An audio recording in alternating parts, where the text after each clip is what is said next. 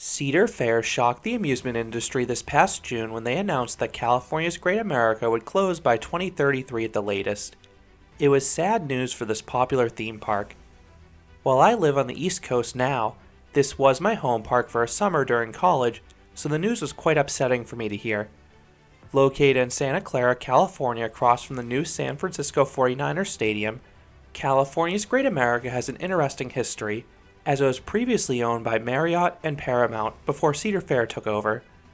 Currently, the park features 9 different roller coasters along with some daring thrill rides and interesting water rides.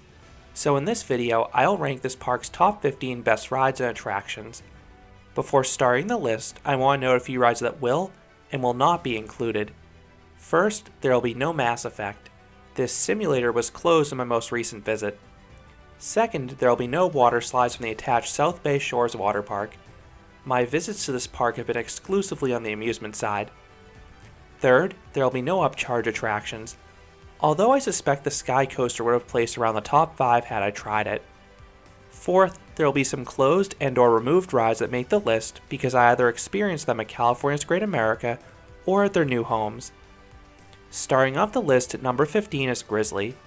This Curtis D. Summers wood coaster is infamous for placing towards the bottom of the Mitch Hawker poll year after year. But I don't think the ride is nearly as bad as its reputation suggests. The ride isn't rough. In fact, it's quite smooth. Its biggest offense is that it's sort of boring. While the ride has a respectable max height and speed, the elements are comically drawn out and free of airtime or laterals. Still, it's better than most of the park's flats. Number 14, Psycho Mouse. This Arrow Wild Mouse has pitiful capacity, but it's otherwise a decent ride. The first half has some powerful laterals and the hairpin turns. The ride is braked quite a bit during the second half, but you'll still get a few mild airtime pops on the ascents. Number 13, Star Tower. This 20-story tall intimate observation tower is located by the main entrance and is the perfect way to scope out the park. You get some stunning aerial views of the coasters, plus the mountains in the distance. Number 12, Demon. This old Arrow looper originally opened as the turn of the century with just 2 corkscrews, but it was upgraded and renamed Demon in 1980. This added some fun theming, including an iconic theme song and some tunnels by the corkscrews. And the ride also received 2 vertical loops, which are now the best part of the ride in my opinion. These are forceful elements. The rest of the ride isn't too crazy, and a few of the transitions will jostle you, but it's still a solid ride. Number 11, Tiki Twirl. This Zamperla disco coaster is an enjoyable experience. The large disc offers plenty of spinning, the spikes offer a pinch of weightlessness, and the central hump adds some variety to prevent the experience from getting repetitive. Up next would have been H.M.B. Endeavor. This intimate looping starship was a hang time machine. Every rotation was taken super slow, and you'd lift off your seat a considerable amount. The ride didn't have any other forces, including positive Gs, but the hang time was good enough to carry the ride.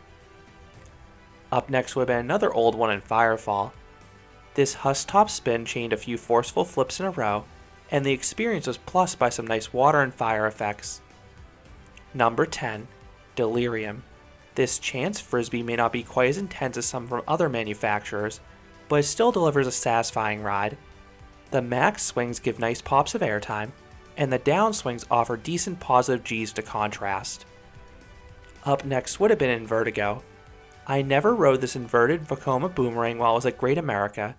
Rather, I rode it while it operated at Dorney Park as Stinger.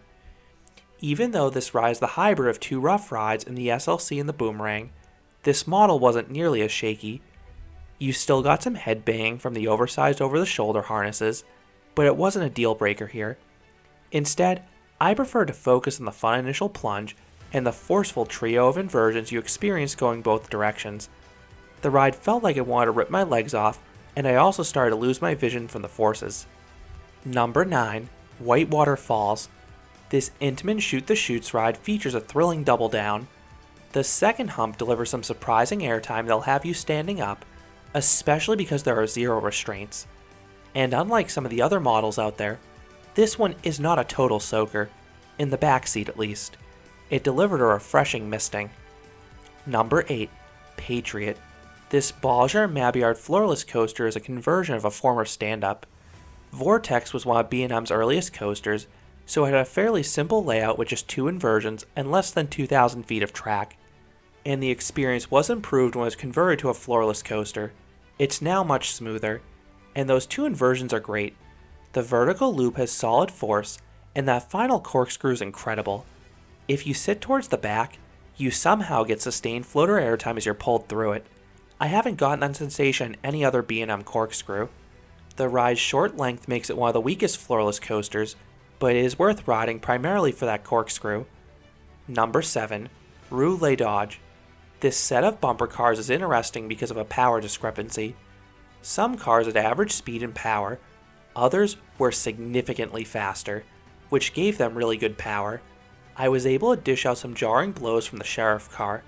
I love T-boning people as they change directions and turn at the end. Number 6. Rip Roaring Rapids. This Intamin River Rapids ride has a long secluded course. This one has plenty of turbulent waters, mixing between moderate splashes and soakers. You really are playing a game of Russian roulette on this one. Up next would have been Logger's Run. This Arrow log flume had an elevated course, offering some great views of the distant mountains. Then the final double down was excellent. The second hump offers some nice floater airtime before a refreshing final splash. Number 5. Flying Eagles.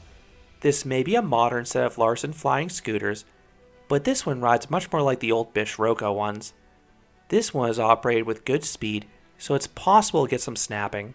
I was able to get my bird to bounce through the air, and I was comically swinging back and forth when the ride finally came to a stop. Up next would have been Stealth. I did not ride the prototype Vekoma Flying Dutchman at its original location, but I have ridden Nighthawk several times at Carowinds. This was an ambitious ride that did a lot of good. I love the positive G's in the valleys and vertical loop. They are intense. It feels like the ride is trying to shove you through the vest restraints. I think the layout is better than the early ones from the B&M Flyers, but this one had a few bumpy transitions and 2 absolutely brutal corkscrews at the end that'll shake you up. Number 4. Drop Tower. This 22-story tall Intamin drop tower is Northern California's tallest amusement ride. It offers a great view of both the park and surroundings. Then, after a brief pause at the top, you plummet back down to earth with no warning. The drop offers good floater airtime the whole way down, with the usual stomach-dropping sensation too. This is my favorite non-coaster at the park. Number 3. Flight Deck. The first custom B&M invert still holds its own. This is an intense ride. The 3 inversions really whip you through them, and then the coaster also adds in some powerful positive G's, particularly on that spiral early in the ride. It is one of the most forceful maneuvers on any B&M, and the whole ride still manages to be smooth despite the tenacity. I just wish there was a bit more to the ride, as it's over in a flash. I have an entire review for this coaster, but I really hope someone saves this ride. Number 2. Gold Striker. This GCI wood coaster was running rough for a few years, but the park did a ton of track work earlier this year, and now it's running like a dream once again. It's a mostly smooth experience, and it absolutely flies through the layout. I think this is the most intense GCI. You have relentless pacing paired with shockingly strong positive G's on several turns and valleys. It's really unbelievable what type of forces this ride pulls for a traditional wood coaster. Then the ride has a bevy of airtime pops as well. The airtime strength is not as strong as some other GCIs, but there is strength in numbers, especially when you have that airtime with as much sustained speed as this ride dishes out, which I cover in my review. And coming in at number 1 is RailBlazer. This may be a clone, but it's arguably the best cloned coaster in existence. One of the original RMC Raptors, RailBlazer is a blitz of speed and forces. The ride's pacing is unreal. The ride looks cartoonish off-ride. The first half has some of the most powerful ejector airtime out there, and those negative G's are sometimes paired with wild laterals too. Then the second half isn't too shabby either with a few extra inversions and turns. Like Flight Deck, I wish this ride was a bit longer, and I also wish the restraints were a little more comfortable, but RailBlazer is still the best ride at both California's Great America and Northern California. So those are my top 15 favorite rides and attractions at California's Great America. What are your thoughts on this list? Are there any rides you think I missed? Let me know down in the comments. If you enjoyed this countdown, I'd appreciate it if you gave this video a like and you considered subscribing, because there'll be a lot more roller coaster and amusement park videos here at H.M.B Coaster. Thanks for watching.